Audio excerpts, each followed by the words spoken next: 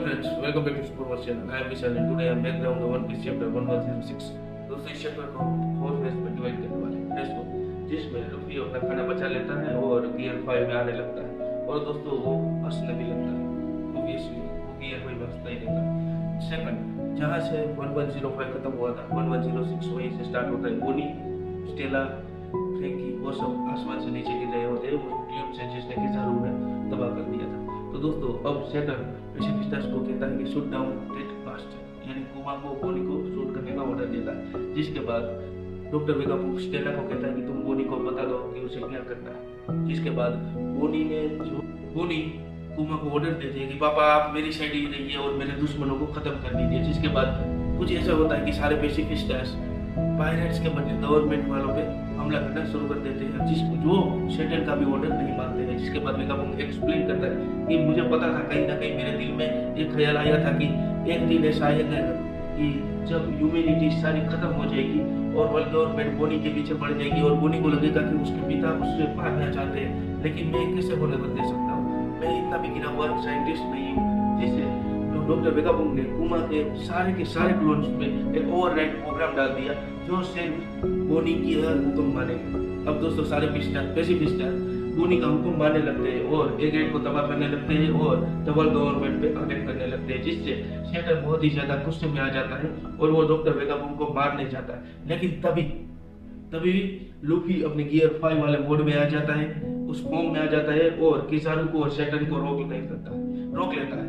जिसके बाद दोस्तों हम सुनते हैं लूफी के ड्रम्स को, यानी उसकी हार्ट बीट को, द ड्रम्स ऑफ लिबरेशन।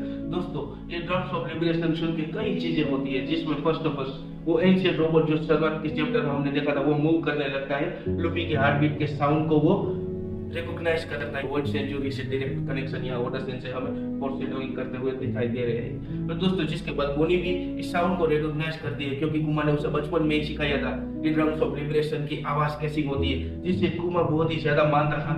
कुमा मानता था जोई बॉय को, अबुका नियर लेजेंड्स, जिसे सैटर्न ने कहा था कि वो एकदम झूठ है, लेकिन वो गलत था।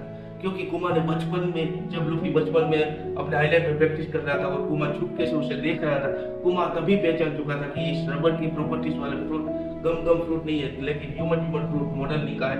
उसने उसे रिकॉग्नाइज कर लिया था और दोस्तों उसका वो अवॉइड कर रहा था जोई बॉय का, और पूरी दुनिया अवॉइड कर रही है पिछले हंड्रेड्स ऑफ ईयर्स से। और दोस्तों आगे डॉक्टर वेगापुंक बोनी को ये सब करियर छोड़ते हुए बताते हैं कि लूफी ही जोई बॉय है जिसके तुम्हारे पिता ने पहचान लिया था उसके बचपन से। अब दोस्तों वेगापुंक ने ये सारी बातें बोनी को बताकर सैटर्न भी ये बातें सुन रहा था, जिससे सैटर्न ने अपने एक लेग को वेगापुंक की छाती में घुसेड़ दिया। अब दोस्तों इसके बाद सेकंड चीज क्या होती है? दोस्तों सेकंड चीज ये होती है कि एक बहुत ही बड़ी जायंट शिप अब वर्ल्ड गवर्नमेंट की शिप की ओर आ रही है, जिससे सारे लोग हैरान है कि ये दोस्त है या दुश्मन है। लेकिन दोस्तों तभी वहां से एक बॉम्ब की आवाज आती है और दोस्तों वर्ल्ड गवर्नमेंट की शिप को उड़ा देती है। तो दोस्तों ये शिप थी डोरी और ब्रोगी की थी, जी हाँ, द जायंट्स।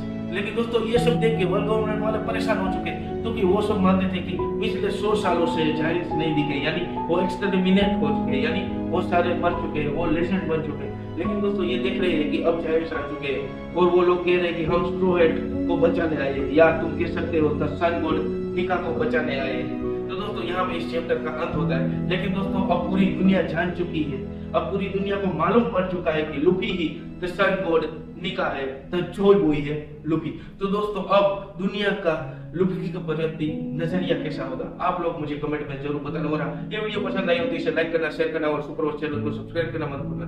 दोस्तों मिलते हैं ऐसे मजेदार video. Thank you for watching.